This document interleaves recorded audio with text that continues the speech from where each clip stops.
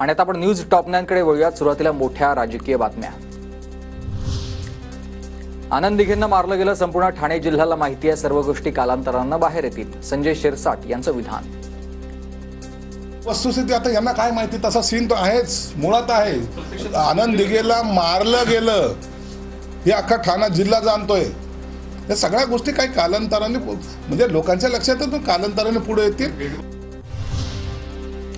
तेव्हा तुम्ही गप्प बसला, आता उपभोगली आहेत आणि आज 23 वर्षांनंतर हा प्रश्न उपस्थित करताय, मग या षडयंत्रात तुम्हीही होतात का? शिरसाट यांच्या वक्तव्यानंतर केदार दिघेंचा हा सवाल। शिरसाट 23 वर्ष काय करत होते? संजय शिरसाटने हे माहिती नव्हतं? तुम्ही जर का आज म्हणताय की दिघे साहेबांचा घात झाला आणि तो उभ्या ठाण्याला माहिती आहे, याचा अर्थ तुम्ही नेते म्हटलं तर तुम्हाला पहिला माहिती असेल, मग त्यावेळेला तुम्ही का तोंड बंद करून बसलेलात?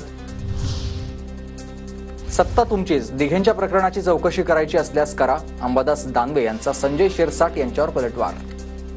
साहेब काही ठाण्याहून मुंबई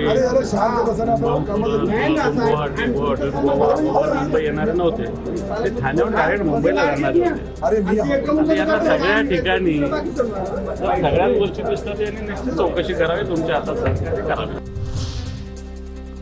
स्वार्थासाठी योजना तयार केल्यास परिणाम होईल, राज्य खड्ड्यात घातलं जात असेल तर चुकीचं, महिलांना अशा प्रकारे पैसे न देता नवीन उद्योग आणा, अनौपचारिक गप्पांवेळी राज ठाकरेंचं हे वक्तव्य।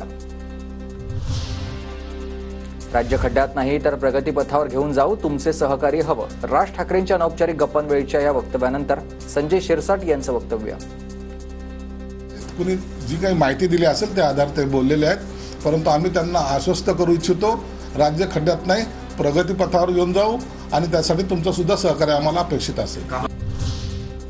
बहिणींना टेबलावरून लाच द्यायची होती म्हणून निवडणुका पुढे ढकलल्यात, सरकारी कर्मचाऱ्यांचे पगार काढायला पैसे नाहीत आणि लाडकी बहीण योजना आणताय, प्रणिती शिंदेंची टीका। विधानसभेची घोषणा अजून झाली नाही आहे या सरकारकडून, मुद्दामून 2 महिने पुढे ढकललं, कारण का कदाचित अजून लाडक्या बहिणींना त्या ठिकाणी टेबलाच्या वरून एक प्रकारची लाच द्यायची होती, असा आमचा आरोप आहे। महायुतीत फिरत्या मुख्यमंत्रीपदावर चर्चा, सूत्रांची माहिती, 5 वर्षात तिन्ही पक्षांकडे सीएम पद जावं अशी महायुतीमध्ये चर्चा, महायुतीमधील चर्चेचा विरोधकांकडून जोरदार समाचार।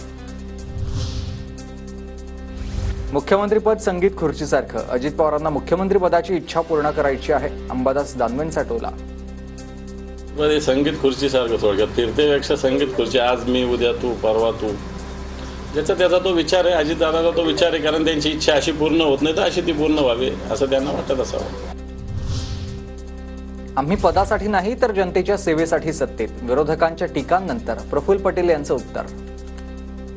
काही कुठल्याही पदासाठी नाही, आम्ही फक्त महाराष्ट्राची जनतेच्या सेवेसाठी सत्तेमध्ये गेलेलो आहोत आणि या महायुती सरकारचा फायदा महाराष्ट्राचा जनसामान्याला मिळाला पाहिजे।